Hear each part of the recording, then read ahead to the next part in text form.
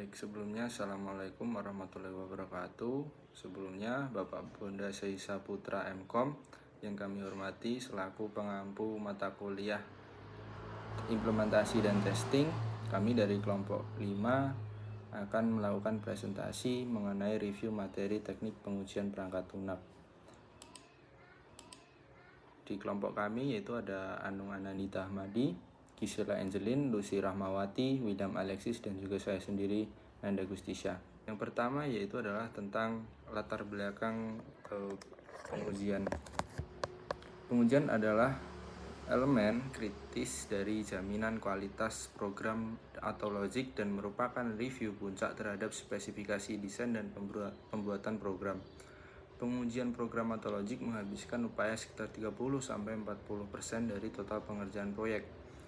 Sedangkan untuk proyek yang membahayakan nyawa manusia, biasanya pengujian akan menghabiskan 3-5 kali lebih banyak daripada proyek biasanya. Selanjutnya adalah tentang tujuan pengujian.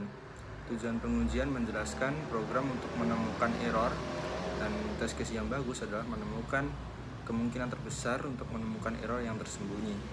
Pengujian yang sukses adalah pengujian yang berhasil menemukan error-error yang tersembunyi. Prinsip dari pengujian yaitu adalah harus bisa dilacak sampai ke kebutuhan customer, harus direncanakan sejak model itu dibuat, dan memiliki prinsip Pareto 80% error uncovered. Dari lingkup kecil menuju besar, tidak bisa semua kemungkinan diuji dan dilakukan oleh pihak ketiga yang independen. Selanjutnya adalah testability, yaitu adalah kemudian untuk diuji.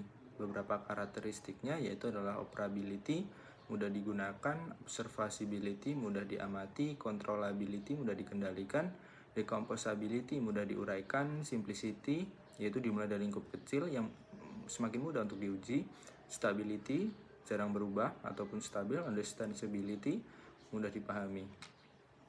Desain kasus pengujian untuk black box testing yaitu pertama memastikan fungsional program atau logik berjalan, yang kedua kesesuaian input dengan output, yang ketiga tidak memperhatikan proses logik internal, yang keempat selanjutnya yaitu adalah white box testing, memastikan fungsional program atau logik berjalan, yang kedua kesesuaian input dengan output, dan yang terakhir adalah tidak memperhatikan proses logik intern.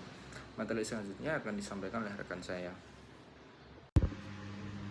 Oke, yang selanjutnya adalah white box testing. Untuk metode yang pertama adalah metode basis path testing, adalah teknik pengujian white box testing yang didasarkan pada struktur kontrol suatu program atau modul dengan menggunakan struktur ini. Grafik aliran kontrol disiapkan dan berbagai kemungkinan jalur yang ada di dalam grafik ini dieksekusi sebagai bagian dari pengujian. Oleh karena itu, menurut definisi, pengujian ini menggunakan pemilihan jalur dalam grafik aliran kontrol yang menyediakan kumpulan dasar jalur eksekusi melalui program atau modul. Dan yang kedua adalah memakai notasi program. Program sendiri merupakan grafik yang digunakan untuk menggambarkan aliran kontrol dari sebuah program. Nah, bila istilahnya jalur yang akan dilalui itu bisa digambarkan melalui grafik, tentunya pada saat pengujian akan lebih mudah. Oke, selanjutnya ada cyclomatic complexity, yaitu mengukur kompleksitas program dengan menghitung jalur independennya. Pemantuan metrik ini memungkinkan penentuan bagian kode yang bermasalah dan rentang terhadap kesalahan, sehingga memudahkan pemeliharaan dan ketahanan keseluruhan dalam pengembangan perangkat lunak. Oke, untuk yang selanjutnya ada black box testing graph base. Black box testing graph base sendiri merupakan graf yang menggambarkan hubungan antar objek pada modul, sehingga tiap objek dan hubungannya dapat diuji saat pengetesan nanti. Black box testing equivalence partitioning. Yang pertama adalah jika kondisi input menentukan rentang, maka satu kelas ekuivalensi yang valid dan dua kelas ekuivalensi yang tidak valid didefinisikan. Yang kedua, jika kondisi input memerlukan nilai tertentu, maka satu kelas ekuivalensi yang valid dan dua kelas ekuivalensi yang tidak valid didefinisikan. Yang ketiga adalah jika kondisi input menentukan anggota himpunan, maka satu kelas ekuivalensi yang valid dan dua kelas ekuivalensi yang tidak valid didefinisikan.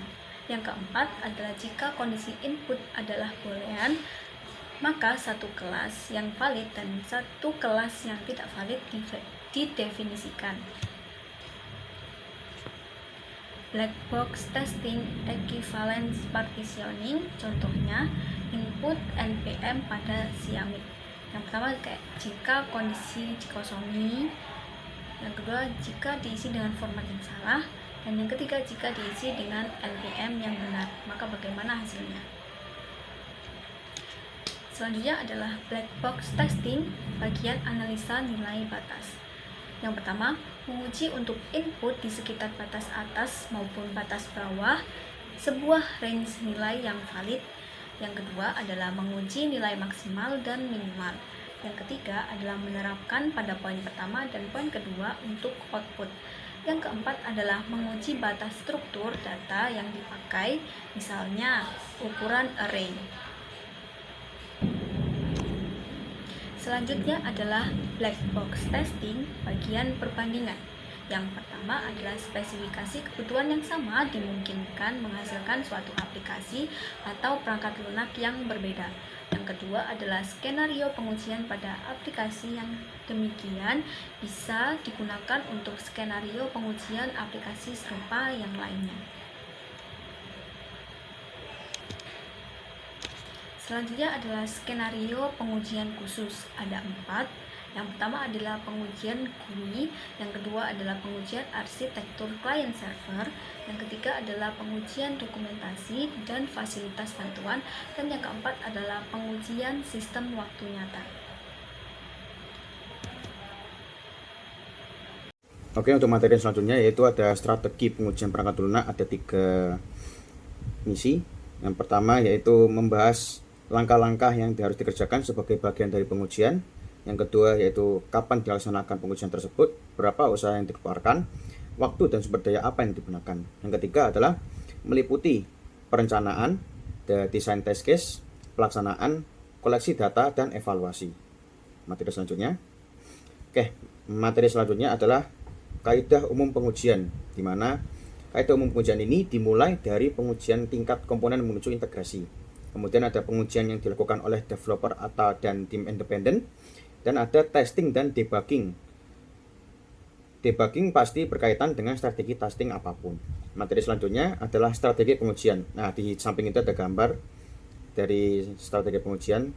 Jadi strategi pengujian ini dimulai dengan unit testing dan diakhiri dengan sistem testing. Unit testing ini fungsinya adalah pengujian komponen individual atau modul di pemrograman prosedural atau kelas di OOP. Kemudian integration testing. Integration testing ini adalah pengujian terhadap koleksi dari komponen-komponen yang bekerja sama.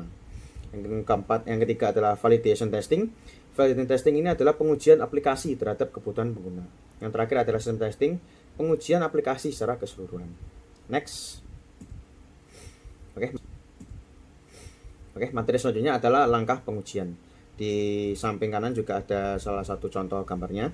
Nah, langkah pengujian ini menggambarkan tahapan pengujian dari level terendah hingga tertinggi dalam proses pengembangan perangkat lunak. Nah, langkah pengujian ini juga dimulai dari unit testing, kemudian naik ke integration testing, dan akhirnya mencapai high order testing. Nah, pengujian bergerak dari kode sampai persyaratan dengan arah pengujian yang kompleks. Pengujian dari langkah pengujian ini. Oke, next. Nah, materi selanjutnya adalah unit testing. Di samping juga ada gambarnya. Nah, di unit testing ini adalah tingkat di pengujian pertama yang dilakukan pada unit atau modul individual dari kode. Nah, tujuannya adalah untuk memastikan bahwa setiap bagian kode, fungsi, metode atau kelas bekerja sesuai dengan harapan. Nah, biasanya ini dilakukan oleh pengembang perangkat lunak. Ya, contoh yang dapat disampaikan itu contoh yang dapat saya sampaikan misalnya Java, Python, dan lain sebagainya. Nah, fokus dari unit testing ini adalah interface, kemudian struktur data, kondisi batas, jalur eksekusi independen, dan penanganan kesalahan. Selanjutnya adalah integration testing. Integration testing adalah proses pengujian antara dua aplikasi software yang berfokus pada keakuratan, kecakapan, hingga kualitas antarmuka keduanya. Tujuan integration testing sendiri yaitu untuk mengidentifikasi masalah atau bug yang muncul saat berbagai komponen digabungkan dan berinteraksi satu sama lain. Kemudian juga membantu developer untuk mengetahui waktu interaksi yang dibutuhkan pada dua unit yang terintegrasi. Nah, dari integrasi testing ini ada beberapa pendekatan. Yang pertama, pendekatan Big Bang, yaitu pendekatan yang melibatkan keseluruhan sistem software terintegrasi dalam satu kesatuan uji coba yang sama. Atau bisa dikatakan pendekatan Big Bang ini dia tuh tidak secara bertahap, jadi langsung jadi satu gitu. Kemudian ada juga pendekatan yang secara bertahap, yaitu ada top-down integration, yang merupakan pendekatan bertahap untuk menyusun struktur program dan modul-modul diintegrasikan dari atas sampai ke bawah seperti dalam suatu hierarki.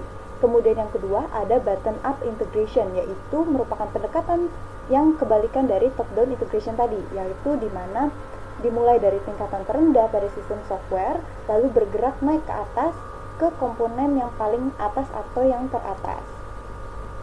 Selanjutnya ada regression testing. Regression testing ini dilakukan pengujian setiap kali ada modul baru yang diintegrasikan atau ada modul yang berubah.